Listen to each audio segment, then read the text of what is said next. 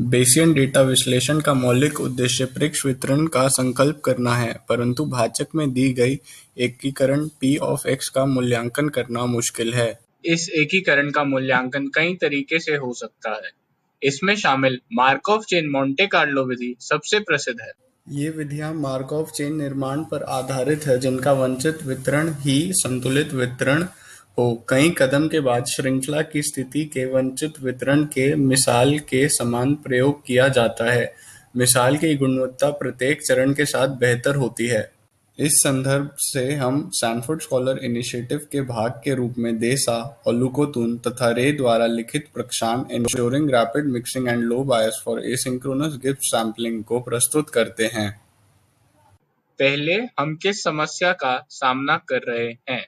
असतत graphical model Gibbs नमूना कारण अनुप्रयोग का केंद्र है। इसका उपयोग बहुत व्यापक है वेब जानकारी निष्कर्षण से छवि प्रसंस्करण के विशाल क्षेत्र तक। डेटाबेस का आकार और जटिलता बहुत विशाल है। स्पार्स ग्राफ के लिए गिब्स सैंपलिंग को आधुनिक हार्डवेयर पर मोटे तौर पर लागू किया जाता है, जो समांतर वास्तविकता की ओर बढ़ रहा है।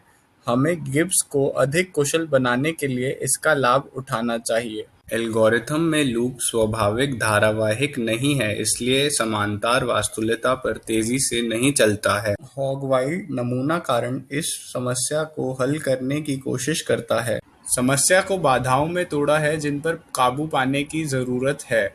पूर्वाग्रह और मिश्रण समय की आगे चर्चा की जाएगी। उपरोक्त उदाहरण में स्थिति 0,0 की कोई संभावना नहीं होनी चाहिए, जो हॉग-वाइल्ड नमूना कारण के लिए सही नहीं है। मिश्रित समय प्रारंभिक स्थितियों से स्वतंत्र नमूनों का उत्पादन करने के लिए समय की मात्रा होती है और मार्कोव चेन की दक्षता के मापने के लिए इस्तेमाल किया जाता है। कुछ मॉडल हॉग-वाइल्ड नमूना कारण में बेहतर और तेज चलते हैं। हम उन मॉडलों के प्रकार को खोजकर पूर्वाग्रह निपटाते हैं। कुल भिद्रता दूरी बहुत रुद्रवादी है, क्योंकि यह नमूना कारण अंतर्लाप में सभी घटनाओं के अंतर पर निर्भर करता है। इसलिए लेखक स्पार्स वेरिएशन दूरी को पेश करते हैं, जो कि एसिंक्रोनस निष्पाद पे कम से कम प्रभावित होता है। इसने नमूने के लक्ष्य वितरण से कम विरल भिद्रता दूरी से पहले चलाने के लिए आवश्यक समय के बारे में प्रश्न उठाया। लेखकों ने स्पार्स एस्टिमेशन टाइम के रूप में एक ही परिभाषित किया है, जो कुल प्रभाव नामक एक पैरामीटर का उपयोग करता है। इस तरह के वितरण को केवल O of n अनुमानों की आवश्यकता होती है और डॉबरूशिन की स्थिति को संतुष्ट करता है। हम उसी मॉडलों के लिए हॉग-वाइल्ड गिब्स नमूना कारण के मिश्रण समय का अनुमान लगाते हैं। मिश्रण समय डॉबरूशिन की स्थिति को संतुष्ट करने वाले वितरण पर बाध्य है। युग्मन समय पर दो मार्कोव चेन उनके प्रारंभिक स्थितियों की परवाह किए बिना समान हो जाती हैं। संघ-बाध्य और मात्रा phi जंजीरों की किसी भी समय बराबर होने की संभावना को बाध्य करने के लिए पेश किए गए हैं।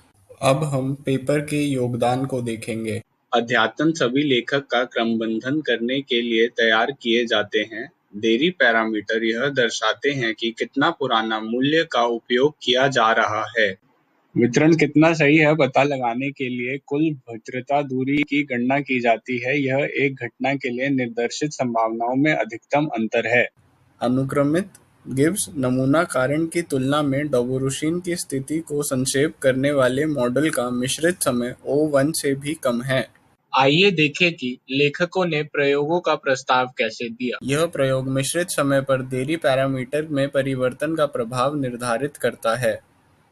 यह प्रयोग दिखाता है कि कम से कम पुरान मॉडल के लिए सिद्धित हॉग-वाइल्ड गिब्स अनुमानता कारण के व्यवहार को सही तरीके से वितरण करता है जैसे जैसे देरी पैरामीटर बदलता है।